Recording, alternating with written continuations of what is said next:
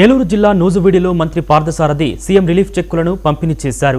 101 లబ్ధిదారులకు 61,72,000 రూపాయల విలువ చేసే చెక్కులను అందించారు. తమ ప్రభుత్వం అధికారంలోకి వచ్చాక నియోజకవర్గంలో 14,50,00,000 రూపాయల సీఎంఆర్ఎఫ్ సహాయం అందించినట్టు తెలిపారు. పేదలు, మధ్యతరగతి ప్రజలకు సీఎం సహాయ నిధి గొప్ప వరమని, ఆర్థిక భారం తగ్గించేందుకు ప్రభుత్వం కట్టుబడి ఉందని పేర్కొన్నారు. అభివృద్ధి, సంక్షేమ కార్యక్రమాలతో వేగవంతంగా రాష్ట్రం ముందుకెళ్తోందని అన్నారు.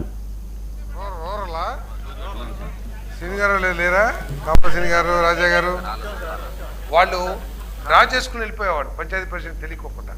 కానీ పవన్ కళ్యాణ్ గారు లేదు, ఇది పంచాయతీ నిధిలో, ప్రజాస్వామ్యంలో పంచాయతీలకి అత్యున్నతమైన స్థానం ఉంది మన వ్యవస్థలో అని చెప్పేసి, పంచాయతీలు తీర్మానం చేస్తేనే ఖర్చు పెట్టాలని చెప్పేసి 13,000 పంచాయతీల్లో ఒకే రోజు తీర్మానాలు చేసి మరి 7,000 కిలోమీటర్లు సీసీ రోడ్లు వేయటం జరిగిందని చెప్పేసి మనం చేస్తాను.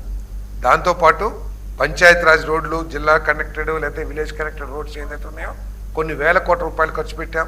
ఆర్ఎన్బిలకి కొన్ని వేల కోట్ల రూపాయలు ఖర్చు పెట్టాం. దాదాపు 18,000 కిలోమీటర్లో మరి గుంటలు పూడుస్తాం.